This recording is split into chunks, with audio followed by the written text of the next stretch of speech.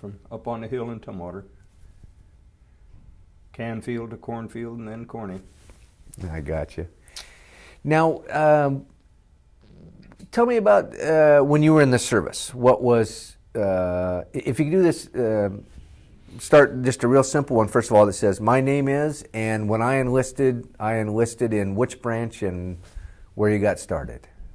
My name is Clarence Canfield from Tumwater, and I didn't enlist. I was drafted in August 11th, 1944, and took basic in Camp Roberts, California. Signed up for the paratroopers, which may have saved my hind end, because about 2 weeks before we finished basic training, they got a letter from Fort Benning that they didn't want any more paratroopers. And the 4 of us that had signed up stayed around camp there for an extra month, while the people we trained with came home for 10 days and then went to combat. And we stayed in camp there for 10 days, or for a month, about a month. And then they shipped us back to Fort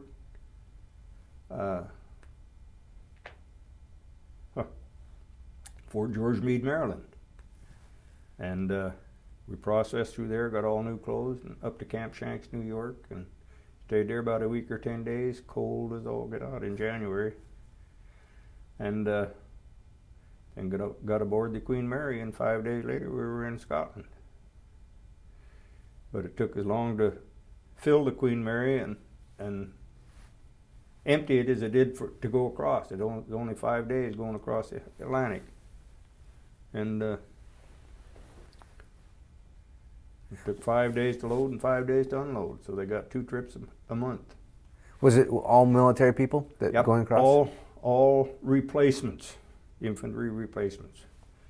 Or as far as I know, it was infantry. And anyway, I asked one of the crew members while we were on it how many men were aboard, and he said 22,000 troops and 1,100 man crew. Wow. And I knew it was a Queen Mary, and you could only be on a third of the ship at a time. You had to either red, white, or blue button, and that's the only section you could be in. They had guards that actually stopped you. Huh. And while we were going across, I got a chance to look down in the engine room, and the men down there looked like ants. I bet you it was at least 80 feet to the bottom of that thing. Wow. It was just stairs and stairs and stairs going down. And when we landed in Scotland, I was on it 4 days. It kept me 4 days more out of combat. And finally, I think it was the 5th day, I got off and got on a little train. And about 5 o'clock at night, or it was dark, getting dark, and it pulled out, and they had so many cars, the poor little train could just barely make it. Just chug up the hill. And the cars over there, you sit facing the outside, you face the side windows, so you could watch and look out, I guess. Anyway, and there was running boards on them, and this little train was going up this hill. It wasn't over 3 or 4 miles an hour, just pulling for all it was. And it was almost completely dark out. Of course, it was blackout. You weren't allowed to smoke or any lights of any sort. And I saw this figure jump up on a running board, and about that time the door opened up, and he stuck his head in, and he says, "Have you got any gum, chum? Have you got any gum, chum?" But he didn't even wait for an answer. He slammed the door and jumped off. I don't know why. He wanted to stick a gum. How old were you when you got 18, drafted? 18. 18. When I got out? When you went in. Yeah, 18 I was drafted at 18. So what were you doing before you got drafted? Do you remember the day that did you get a notice in the mail, or how did you find out? Oh yeah, you get a notice in the mail from Uncle Sam. We request your presence. But all during high school, all the time I was in high school, the Second World War was going on. I think I was in high school maybe 3 or 4 months before Pearl Harbor. And so I knew I was just cannon fodder. And my grades reflected. reflected it. But there wasn't very much to do in high school because everything was for the war effort. And the younger generation and a lot of the people that went through it don't realize what it constituted to get the steel to the right place for the ships and get the brass parts there and the compasses and the propellers and everything, to coordinate everything for as many ships as they were building. I imagine they were building 300 ships a year. Huh. And maybe more than that.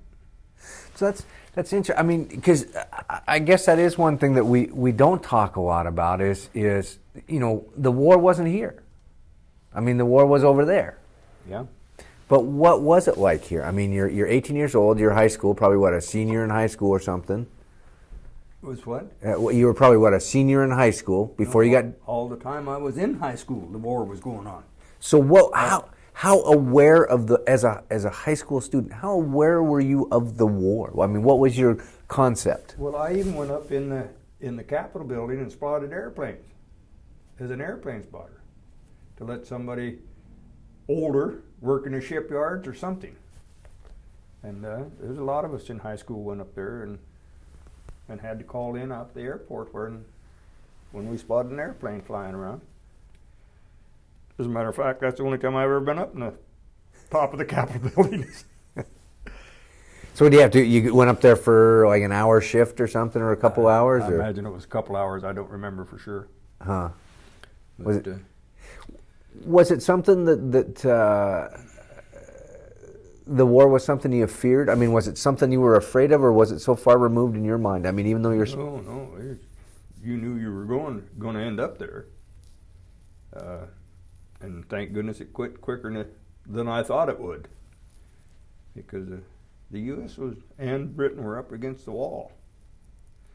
They could have taken us over if they'd have had a mind to, if they'd have been smart enough to try it and done it at the right time. I just saw a program this week on how England staved off Hitler, but if he would have taken France and immediately jumped onto England, he could have swallowed them up. And then the U.S. had been alone. Yeah. Yeah, it's interesting when you really understand what one thing could have changed. And you can't imagine taking an invasion fleet through submarines for 3,000 miles to try to take England back. So you and your buddies, when you were you're all through high school, the war's going on. You have the potential of being drafted, correct? No, I didn't get 18 till after I was out of high school. And did you have to be 18 to get drafted? Oh, okay. But so as you were getting near that, there was a fear between you and your buddies of, oh, are we going to be the ones? Or so many of the classmates had enlisted already, left and enlisted some, and I forget, you could leave high school to enlist and then come back to high school when the war was over. And a lot of them did. And there were several I played football with and whatnot that went through basic training. They waited to get drafted just like I did. Huh. Of course, I only played football in my senior year. But now I'm trying to remember, you then worked at you went to the shipyards. Went where? You worked at the shipyards in Tacoma? Yeah, during the war, yeah. As a junior in high school, junior and senior, during the summer months. Yeah. What was that? I had to tell them I wasn't going to go back to school, and then I quit and went back to school. Oh, so you could get on for the summer. Yeah, they're not going to hire you just for 3 days or 3 months, but 2.5 or 3 months. So what was that like, working in the shipyards? It was very interesting to me. I had the fellow that I was working under was a ship fitter, and he'd been over in Bremerton, and he knew ship fitting. He knew how to stretch metal. He knew how to shrink it, whatever it took. When we were working on what they called the shell gang, which is the sides of the ship, and that man was so good that he and I, and he was doing it, all I did was run for parts for him or go get this guy and go get that guy. But we did more work on swing shift than days in graveyard put together. So what type of ships were they building up at? Is it Todd? Is that who's in Tacoma? Todd Shipyard? Todd Pacific. They were cargo ships, but they'd also made some tankers out of them on the same hull, and some aircraft baby flat tops, 550-foot flight decks on, and they were more or less, I think, to take the airplanes from the United States over to the South Pacific. See, they could run them 5,000 miles by ship and be in the war zone. And then the airplane had 5,000 less miles on it when it got there. Yeah. And they were taking 50, 80, maybe 50 or 80 of them at a time. Huh. Which, so where did you go to high school then? right here in Olympia. Oh, so you grew up in Olympia. And we're having our 55th class reunion Oh, wow. this Saturday. Oh, really? Yeah. Oh, wow. Up at the Elks Club. Huh. Well, what was Olympia like while the war was going on? I mean, how did life change here? What are things that you had to do or couldn't do, or? Well, they even changed the curriculum in high school to where you had an awful lot of calisthenics and obstacle courses and whatnot. They were getting you prepared, and physically, and hopefully mentally, and I really think they did a real good job. Apparently, almost all the teachers were exempt from having to go into service because it was a necessary occupation. By the way, we have some of our teachers that are still coming to our class reunions. Really? This is the 55th class Wow. reunion. 44 to 99 is 55 years. That must have been a good year to be teaching then, if they're still. Well, this fellow's only 10 years older than I am. Oh, that's right. Yeah, you kind of lose that perspective when you're a kid. See, if you're, I didn't think he was 27 years old when I was 17, but he must have been. Well, did rationing and things like that affect Olympia during the war? I mean, was there gas? Oh, yeah. What was? You only got 4 gallons of gas a week with an A cart. Now, if you had to go to work and your work was war-oriented, well, then you could go to the ration board and be allotted more gasoline and tires when you needed them. And when everything was rationed, right down food. I don't really know of anything that wasn't rationed.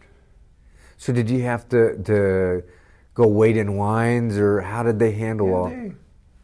And you only got so much meat per week and so much butter, and it wasn't very much, but it was enough to subsist on. And then, of course, England had been up against it so much longer than we had, and when the GIs got over there, and when they had got a chance to go into town, they'd go in and order a sandwich, and the waitress would ask them what they wanted to drink. Well, really, all they had to drink was water or tea. They had their choice. But the GIs would say, "I'll take a glass of cocoa, please." And then waitresses would say, "Cocoa? Why, the blouty bloomin' queen don't drink cocoa." But they were just pulling their leg. So you, oh, that was the other question. So when you're working at the shipyard, a lot of women working there at that time? Oh, yeah. Yep. And So there was an awful lot of blacks came up. How did that work out? That's why Tacoma, there's so many in Tacoma today, I think. Huh. It worked out real well. There was no, although I think they were discriminated against in that none of them were welders that I remember, and they did chipping and what in the world they call that? Where they were buffing rust and whatnot. I forget what they called it. Huh, so even though they were needed, there was still a very... And of course, discrimination was in full, non-discrimination was in full swing at that time. They had few more rights than when they were slaves. Huh. And I might interject that when over in Czechoslovakia, I had a real good friend from Georgia in the Army. The war was over and we were just laying on our bunks one weekend. Well, we had one colored boy in high school here by the name of Johnny Hamilton in 1943, 43 and 44. And I told this guy from Georgia, I don't know why we started talking on the colored situation, but anyway, I asked him, I said, George, I said, what would you say if I told you I went to school with a colored boy? Oh, he said, you didn't. I said, yeah. I said, it was the only high school in the county. I said, if he was going to go to school, he had to go to, by God, if he'd have been in Georgia, he wouldn't have went to school, he said. I said, well, he said, he was a pretty good basketball player and football player too. My God, you let him play sports? I said, yeah. I said, he helped the school. And I said, in his junior year, he was class president. My God, Canfield, he said, what kind of schools do you got up there?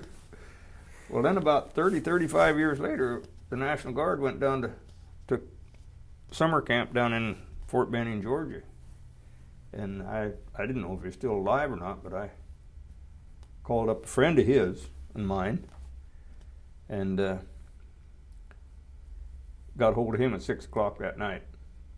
And he said, are you going to have any time off? And I said, yeah. I said, I usually get the middle weekend off. Boy, he said, if you do, he said, you call me up and I'll come down and get you. Well, he was 80 miles away, but he came down on middle weekend and picked me up and took me up to his place. And this fellow that I'd had that conversation over in Czechoslovakia with, he come over. Huh. So we weren't together 2 hours. When I asked him, I said, and this was just, I would say within 2 years of when Martin Luther King got killed. And I asked him outright, I said, George, I said, do you remember the conversation we had about the colored people when we were laying on our bunks over in Czechoslovakia? Yeah, Canfield, he said, I do. He said, things are different today. But he said, not everybody likes it. He said, not all the whites like it, and not all the blacks like it. But they are different today. Huh. When you were in the service, was there discrimination too? I mean, was it very segregated? Yeah, when they integrated when I was in the Korean War. And the fella that I talked to last week back in Indiana, he and I were the first 2 tank commanders over in Korea to get colored men in our crews. Huh. I got a man by the name of Bradley from Kentucky. And he was dark. But in World War II, they... No, they segregated them then. Huh. But most of the colored soldiers were under white officers. And that must have been good duty being the only white officer there. But it was just like poor Bradley. There was him and another guy were all that were in our company when they integrated in Korea, so I guess it evened itself out. Well, so where were you first stay? Where did you first see active duty then? So you got on ship, you headed to Scotland. Then we went to 18 hours from Scotland to Southampton, England. Got on an old meat boat because it had meat hooks and drip trays. It took us across the channel to Le Havre, France. And we worked our way up through the pipeline and finally got to the 94th Infantry Division. And luckily, they took us up to a little old town in Germany. I don't know what the name was for sure. And put us in the mess hall was already there and the supply room was there. And they told us what houses to get into. Well, we went in there and that evening we went to bed, and about midnight here come the rest of the company back off the Rhine River. They'd made the rat race to the Rhine. And boy, they come in there and they shouted us out of those beds because they'd been on the road for two to 3 weeks, fighting steadily on what they called the rat race to the Rhine. They were moving 10, 15, 20 miles a day. And they had the Germans on the run, and they kept them that way. And the kind of ironical part of it is, I got acquainted with a warrant officer that is now stationed out at Tumwater National Guard Armory, and he has the history on the division history on what the reserve, Army Reserve is out there now. I think it was the 70th Division, Infantry Division. And I give him my division history book, and he gave me this, which is nothing but mimeograph sheets, but it's still the history of that division. And come to find out, we were within 10, 15 miles of each other, and they were pushing the Germans east, and we were pushing them south. And they got in the in the pincher. There was an awful lot of dead horses and whatnot over there, and men. It wasn't anything to see. Were you constantly scared? I mean, what goes on in your head? I mean, you're 18 years old. You're in a country that you've never been to. A bunch of people you don't know. But you learn you learn to them quick. I was lucky. I went to a weapons platoon, which is just barely back behind the riflemen.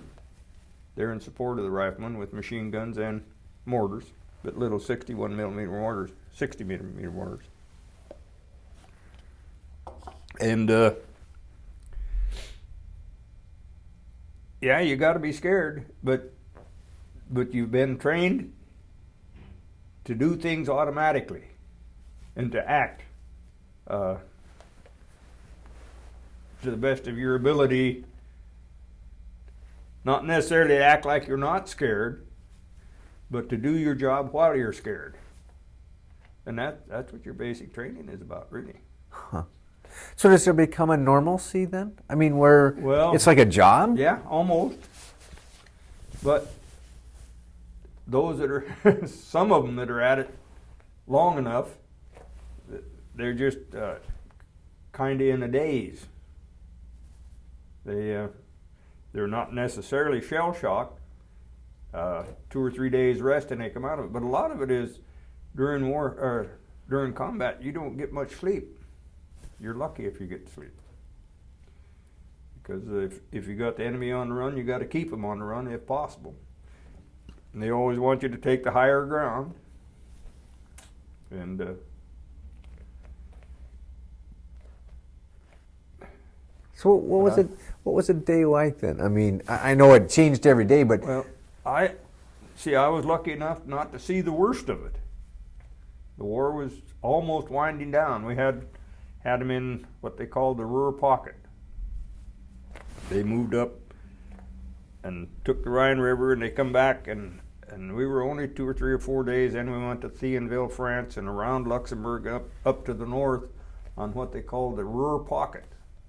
And it was I don't know if you've studied it or not, but the Ruhr pocket had the Germans surrounded in a pocket 60 miles long and about 30 miles wide. Those are rough estimates. And G3 said that there was something like 130,000 Krauts in there, and when they finally broke it up and got out of there, there's 460,000 Krauts in there, or something like an enormous number, an awful lot more than they said there was. And if I'm not mistaken, they got 17 generals out of there. So that kind of broke the back of the German army right there. That pocket that they still had to fight their way into Czechoslovakia and whatnot, but it was easier because the end was in sight. They could see the handwriting on the wall too, and all you got to do is live till the end, and you're home free. Is that the way you thought? Yeah. I mean, you definitely. We went up and we stayed on the west side of the Rhine River while the Germans were over in Dusseldorf on the east side. We could watch across the river. One time I was watching a guy riding a bicycle down a path alongside the river over there, and he must have hit a mine, because next time he was upside down on the bicycle about 10 feet in the air. I never did follow him down. He must have come down and hurt himself because his back was, it looked like he would light on his back. Did you? And we pulled a dead German woman out of the river.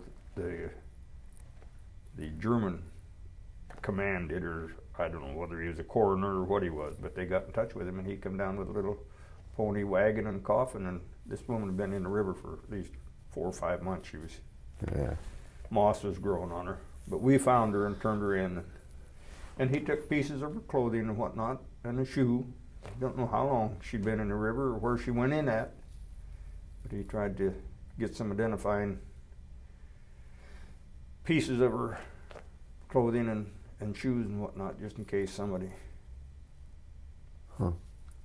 could identify her by those. It's hard telling where she was buried. Was there order? By that I mean you got all these troops, or was it just was it kind of chaos that you were a part of? I mean, it was order. You just waited to get the next orders. Now, when we were in Crefeld, just before we got up across the river from Dusseldorf there, and they're pretty close together, the word was out that you didn't shoot any animals or anything like that. Well, this town of Crefeld was completely, there wasn't a civilian in it. As a matter of fact, my best buddy over there, I think he was 4 years old when his mother died, and he was only 6 or 7 when his dad died, so his older sisters raised him. And he didn't know much about his family life. And when we were in Germany there, all you could write was somewhere in France or somewhere in Germany. You couldn't tell him where you were at.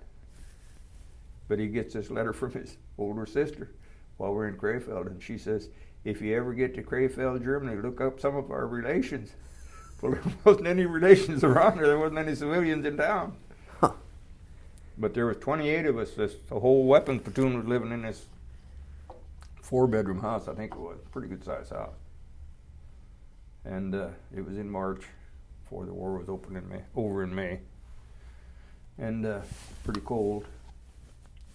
And this 130, 40-pound pig ran across the backyard. One of the guys dumped it with an M1. And it took us about 3 or 4 hours to skin that thing, because we didn't have any pliers to grip the hide with. And while we were skinning it, was just fat. And we were with bayonets and jackknives. It's wonder it ever got skinned. And we knew we weren't supposed to do it, because there was an order out against it. But anyway, we cut it up and put it on the table and laid it on a clean bed sheet and covered it with the bed sheet. And it wasn't there. Well, we had a pork shoulder and roast in the oven and 4 cherry pies. We found some pies in the basement. And some sauerkraut. And a guy by the name of WWII was cooking. He had an apron around him, and he was cooking on a coal stove of all things. And knock came at the front door. And it's a company commander and a major from the medics. And I thought, my God, we're really going to get it now, because they're going to find that meat. Well, they wanted to come in and inspect the billets, wanted to see how many were living in this house and what kind of conditions they were living in. And the war wasn't over with yet. And anyway, they inspected all the buildings. They come down the hallway, and it was about 2 steps up into the kitchen. And they lifted up that sheet and saw all that meat and just dropped the sheet again and took the 2 steps up into the kitchen. And this Wilbur Reed, somebody said, one of them said, boy, that sure smells good. And old Reed said, yeah, he said, we're going to have pork shoulder roast and cherry pie for dinner. Are you staying for dinner, sir? And this major even said, boy, he said, I'd like to. He said, but I got other things to do. And we never did get any repercussions out of finding that meat. I thought sure we'd get raked over the coals, but as far as I know, nothing ever happened. Huh. And I've been with my company commander several times at these reunions, and I never really brought it up. I should ask him sometime. So there was, within all the fear and all the unknown, here is a pretty kind of normal part of life going on. Oh yeah, somewhat. And anything that was comedy was appreciated. Either in actions or words. It's much better to laugh at times like that than it is to let it eat on you. Now you said where you were, you had a house. So was it like you came into town and you looked and in the town of Canfield, and you just found a house? How did they? Oh, it was the one that wasn't hit. There wasn't too many houses left there that weren't hit. So everybody's gone. So you set up a post. Yeah. Huh. Then right after the war was over, we moved into Dusseldorf, what they call Dusseldorf Eller, and we moved people out of 4 houses. It was really a 6-plex and 3 other big houses, 2 and 3-story houses, just for the same 28 men that were living in that one house all alone. Everybody had a room or 2 when we were in this Dusseldorf Eller. But our platoon sergeant, when we moved into this area, that's where he said we were going to set up. And he just went up and told the Germans, he said, "You got 1 hour to get out of here." And they started crying, but what you going to do? Well, is it different than, like with the Albanians and all that? They talk about them coming in and trashing and destroying and all that. It sounds like you weren't doing that. You were just. No, the artillery and bombers were doing it though. Yeah, you should see pictures of Dusseldorf right after World War II. But burn out hulks. But that was when they were fighting against armed people, correct? I mean, they were bombing it and doing all that. By the time you got there, though, you weren't coming in and saying, "Let's destroy all the." I mean, most of them were gone anyway. But let's destroy the businesses. Let's destroy their houses. We didn't destroy anything that wasn't necessary. So you moved into a house and you wanted a comfortable place to live. Yeah. So you took care of it and cooked and cleaned and and fought a war. Quite often, if there was enough dishes, they went out the window rather than to wash them. Well, some things will never change. Huh. So were you pretty, communication-wise, were you aware of what was happening in the war as a big picture? Pretty much, because you got Stars and Stripes, the Stars and Stripes paper every day or two. And on a comment on that, there was a good cartoonist by the name of Bill Malden that drew pictures of infantrymen as they were Willie and Joe, he called them. And he drew several cartoons that were against the officers. And some of them went to Ike and told him, they said, "Better get on him, we don't like that." And Ike said, "No." He said, "You leave him alone, he's the best morale builder I got." So he wouldn't let him clamp down on him. One of the cartoons was these 2 officers going out at 2 o'clock in the morning, or about 2 o'clock in the morning, and they get to a fork in the path, and it says, "Officers latrine 210 yards, EM latrine 30 yards. Well, at 2 o'clock in the morning, which one are they going to go to? Things like that. So there was as much of a delineation as the movies have made of officers and the lower rank people, or No. was there? No, the officers in combat, they get pretty tame, because sometimes they got their back to you. And everybody's got a weapon, almost. So you can't let too many people get too mad at you. So was there a camaraderie then within the Definitely. 94? Yeah, if men that had been together back then, there was something like 550 this year in Spokane for the 50th anniversary of the association, or 50th reunion of the association. I belong to the 94th Infantry Division Association, and they had their 50th reunion in Spokane this year. Is it a unique bond? Oh, yeah. Different We're than just like brothers. different than any other association you've ever had? I mean, the circumstances you were. I regard them as differently than I do the people I worked with all my life. And they're every bit as good, if not a little better, than those I went to school with. And I've been to 4 or 5 reunions from school, high school. I enjoy them both, but I feel a little closer to those that you were in combat with.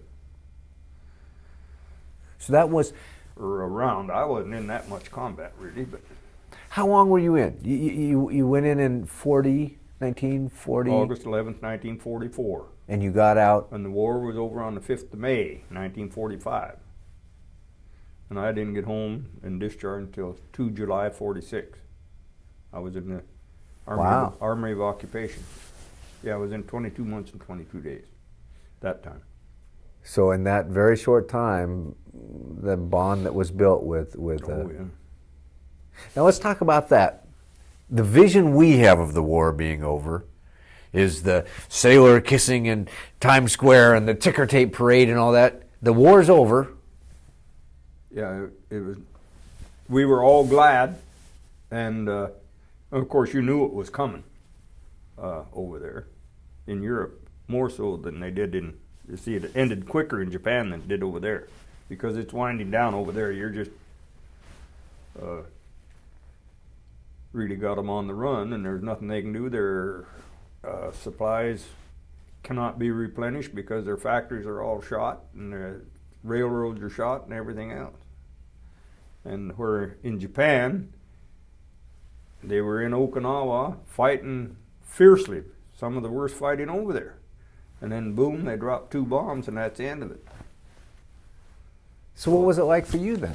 I mean, you said it kind of tailed down. Was it one day there was a war and the next day there wasn't a war? What? Well, yeah, but you knew it was going to be that way because you could see it coming. But then everybody over in Europe had to sweat out going to the South Pacific. And a lot of them did. Some of them were around by India and whatnot on their way to the war in the Pacific when it ended. I don't know as any of them really got over and into combat or not from World War II, but they were giving them a little break, and then we were loading them on ships, and we were ready to go over and finish that one. And it was ready to wind down because they were just Okinawa and Japan, but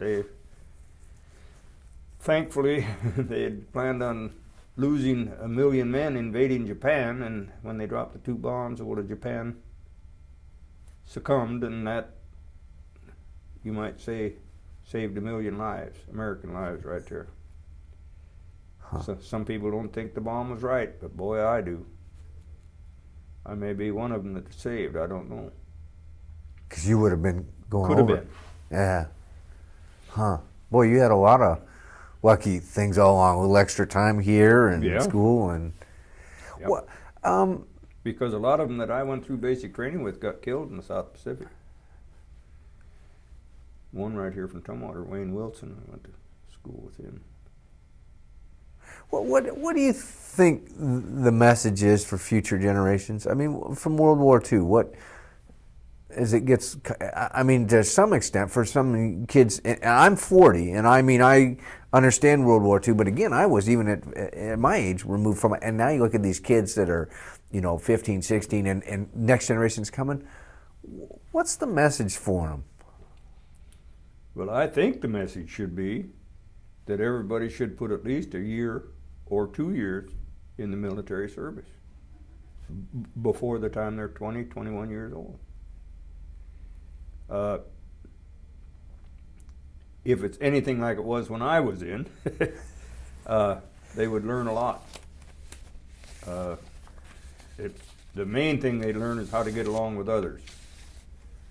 And of course, at the time I was in there wasn't much tolerance for drugs and whatnot. I have been around them in the military, but I never was approached to use them or never wanted to use them. But I presume it isn't that way today. Was there a lot of drinking in World War II? Oh yeah, and I did my share. And there's a lot of booze in Europe. The French love their wine. That was one of the cartoons that Willie and Joe saw these great big vats of wine, and there's bullet holes in them, and the wine is streaming out. And Willie tells Joe, he said, them dirty scoundrels, them atrocity committing Huns, because they wrecked their wine. Killing the wine.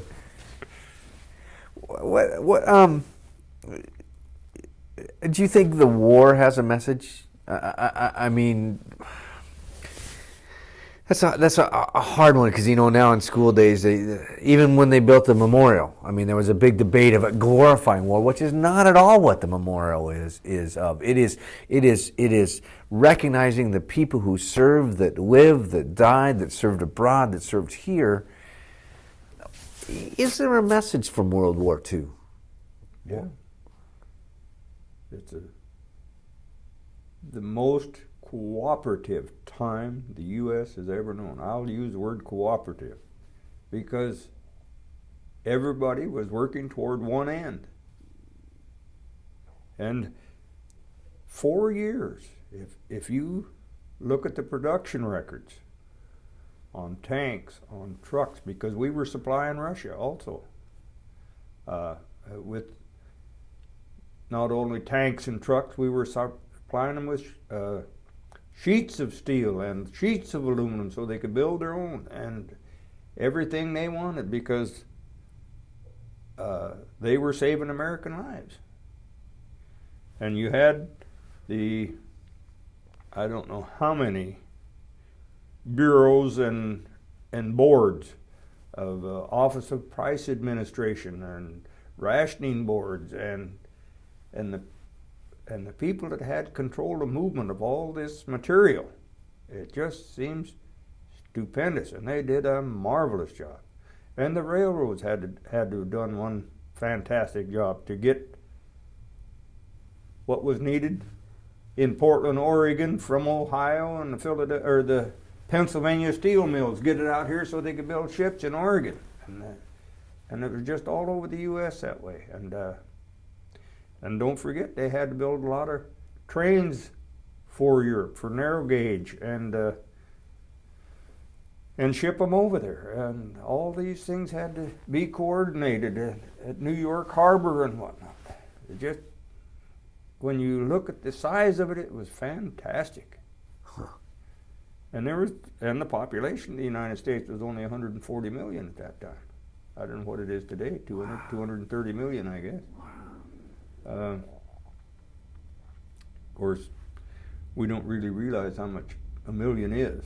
Yeah. But there was an awful lot of man hours and loss of sleep and whatnot during those 4 war years.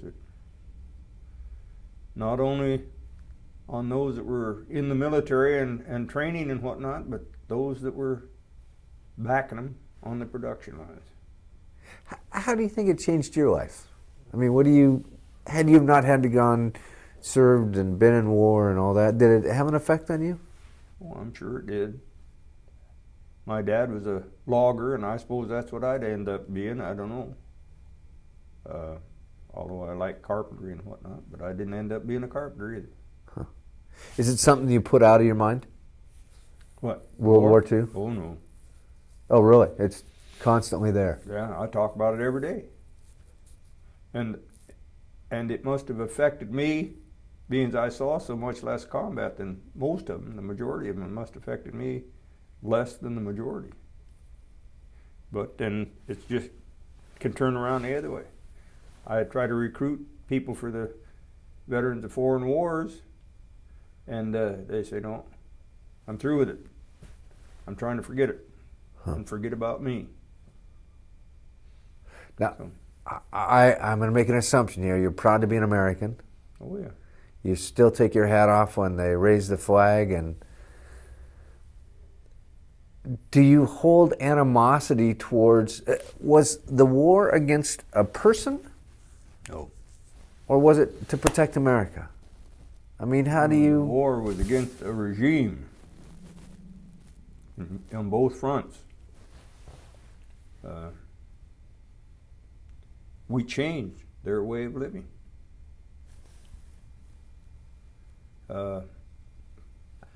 I don't say democracy is the best there is, but it's just about the best solution they found so far. It isn't perfect, but it's closer than most of them. And I don't know, once you beat a country down and give them a chance at democracy, they seem to take hold of you. See, I was over in Japan for the Korean War only 4 or 5 years after Second World War, after they beat the Japanese down, and they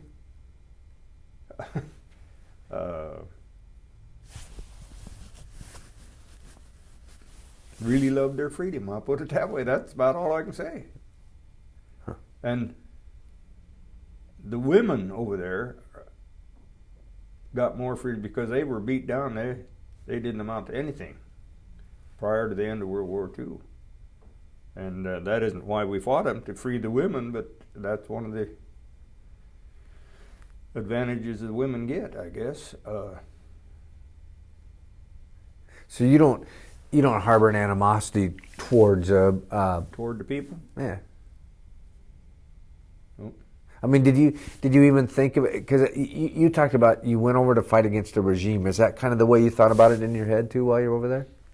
Yeah, it was the Hitlers and the Nazis, and we had several films during our first part of our Army life to why we fight, and there's 6 or 8 films there that told you why we were fighting them, and showed us pretty much what they were doing.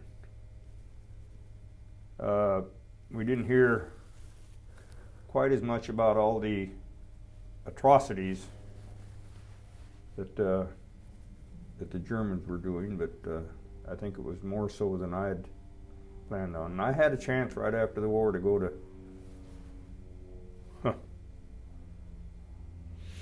Dachau, and I passed it up because I talked to some that had been there, and they said it is not the least bit nice. You're talking about immediately after the war, yeah. This was, well, no, because I went to Czechoslovakia for 6 months right after the war, in September, I think, and come out of Czechoslovakia in January or February. And that must have been the time. Yeah, that would be the time. So it'd be maybe 6 months after the war. Huh. I got into Munich, near Munich, and they said, if you want to go to Dachau, you can put in for it. Have you had any interest in going back, or I have would you like been? to go back and see some of the places I'd been before. I did reminded my company commander here 2 or 3 years ago. Of course, he didn't know I was there. He didn't know me from Adams off Fox, but we've got pretty well acquainted since. And we were in this, looking across the Rhine River at the Germans, and we had the weapons platoon had a shingle pulled out of a barn, lifted out of a barn, and they were up in the loft of the barn, and they could look over both dikes. See, that river's diked pretty heavy. And we had our machine guns set up on the top of the dikes, and the mortars behind the dikes, and the infantry in front of the dikes down on the riverbank, dug in. And so the OP was in this barn, and there was only one house on the other side, a big 2 or 2.5 story house, very close to the river. That was the only house that was over there. And somehow, if you looked at the left-hand corner, now this is probably looking, I'll say 500 to 600 yards at it, but if you looked at the left-hand corner at the ground, you could just see the top of vehicles going into the basement on that thing every once in a while. And we watched it for a while. I don't know who spotted it. You could only see maybe 2 or 3 or 4 inches of this. Whether they were all the same kind of vehicle or what, I couldn't really tell what vehicle they were, but you could see movement there, you know. And they watched for a while, and they called back to CP and got this Captain Butler up there. He wasn't a captain at that time, he was a lieutenant.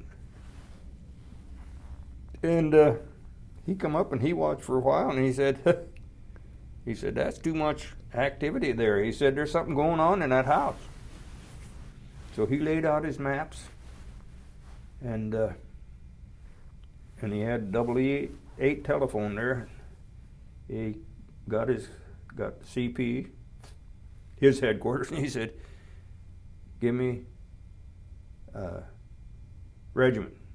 So they put him in the regiment. He said, give me division. Then he got division. He said, give me DWRI, and that's division artillery. And they put him right into the gun pit. And you heard him say, fire mission, fire mission.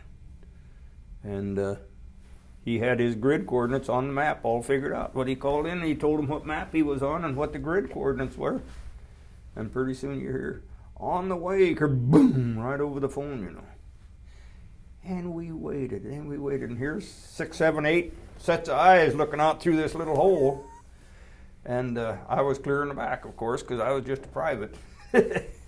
And we waited, and even the old man who had been in the war all the way through, he said, for God's sakes, he said, it's a lost round, he said. And he said, I can't believe it.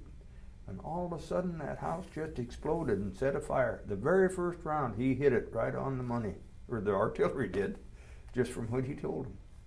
And that house burned all night. But we never did go over and see what he hit. I was going to say, you never found out what was... Well, we went from there up to little town of Mundelheim on the other side of Dusseldorf. This was on the south of Dusseldorf, and we had to move up. When they tell you to go someplace, you got to go. So we never did know what activity was taking place in that house, but we got rid of it. With one round, I couldn't believe it. Huh. And I don't know whether it was a 105 or 155 shell. It looked to me like it was probably a 155 because it was quite an explosion. Huh. And I bumped him about it here 2 or 3 or 4 years ago, and he said, yeah, he said, I really lucked out. It's one where when he's doing it, he said, I knew it. He was a very good, or very conscientious man. He lives back in Virginia right now, just south of Washington, D.C., retired colonel now, out of the Army. But he was only a lieutenant, first lieutenant then. And I found out before I'd got to the company, they were moving up, and they moved up to a certain position, and there was a pillbox there. Well, it was getting dark, so everybody moved into the pillbox, and then secured it, put a security around it and whatnot. And while he was in there, he got an order to do something else. Take some other, or look at something else or something. And he only took half of the platoon with him. And left the other ones there because they had some of their stuff in there. And while he was gone on this other mission, a German tank come up and put the muzzle right against the door of that pillbox and said, surrender or die. And so half of his platoon was captured. And then even after the war was over, he became company commander, which entitled him to railroad tracks or captain bars. But he wouldn't take them until he found out all those men were okay. They were released from prison camps and they were all okay. Then he'd take his captain's bars. Wow. But at that time, he sure seemed like a lot older than 5 years older than I was. He was only 23, and I was an 18-year-old kid. He sure did. So it is true what they say that the war made a lot of young kids grow up real quick. Oh yeah. Yeah, especially if you're not lucky enough to live through it. Huh. And in Czechoslovakia, we had the Russians coming across. It was supposed to be a 20-mile buffer zone between the Americans and the Russians. And the Russians were taking over Czechoslovakia at that time because I got acquainted with a tailor who had 50 Russian uniforms cut out, and he was to sew them together. And I asked him how much he was getting paid, and he could speak German. I could speak a little German. And he said, I don't get paid nothing. said, they just told me to do it. And that was right in the town we were living in. I don't know when the Russians come in and got those, how they got those uniforms to them. They may have come in by check. Wow. But never did find out how he got the uniforms. Or the cut out pieces to put together. Huh. And then occasionally the Russian soldiers would come over and they'd buy a broken watch for $35 or a suntan shirt. Everything was $35. I don't know why. Well, they had unlimited supply of money. Their script, which was didn't look like money, it was just wartime money. But all their serial numbers started with 0. And I was told that they, when they got ready to go someplace, they picked up condoms and a stack of money, all the money they wanted, and their pass at last. But anyway, we would catch them, and then we'd take them up to a Marienbad or someplace up northern part of Czechoslovakia by jeep. The guys said that they'd take them up there, and the Americans were guarding on one side of the bridge, and the Russians were, and he said they'd march them across that bridge. He said, and when them Russian guards got hold of them, they'd take them out behind the guard shack and shoot them because they weren't supposed to be in our sector. And they didn't want them to find out how the American soldier was living. Huh. Wow. So. Wow. Huh. You'd think that would kind of cut down, but I bet you there was 4, 5, or 6 came over in our area while we were there 6 months. Huh. And just because the war ended doesn't mean that that's the end of the war, because while I was in Czechoslovakia, which was supposed to be the end of the war, this Czech man found a German rifle grenade, and he's packing it down the gravel road street in this little town of Elhanyets, and he dropped it at his feet, and it went off at his feet. Boy, it sounded like an artillery round. We were living in the chicken house right next door. And we run out there, and he's sitting in the middle of this street with his pants halfway blown off and gravel blown into his legs bad, and one piece about the size of a .22 right in his throat. And while he's sitting there stunned, and the bubbles are coming in and out of that throat.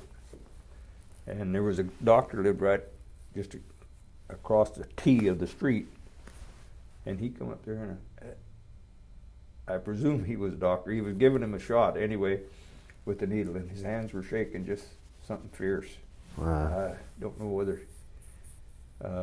he was a full-fledged doctor or not. Anyway, we put him on a stretcher and on a jeep, and it was 26 miles to a hospital or something like that. But he died on the way. He didn't make it to the hospital, and I think maybe if they'd have taken him with his head down, kept his head down where he wasn't breathing all that blood into his lung, I bet you he tried to drown himself. Huh. She said even though the war was over, it wasn't over. No. See, a piece of shrapnel could have come through that chicken house and killed somebody there, as far as that goes. And it ended up killing him. Huh. That was the only person that was hurt, really. And it was only about 250 people lived in this town, little town.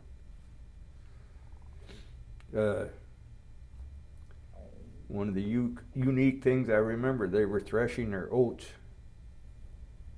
and they had what looked to be about an 1/8 to a 20th horse, and not an 8 horse, an 1/8 of a horse, a little tiny electric motor with a fan on it, and they were dipping the oats into that fan to thrash them. They had big canvases stretched around. I guess they'd been doing it that way for years. But it's 50 cycle current over there, so you couldn't use anything that we'd had wouldn't have worked.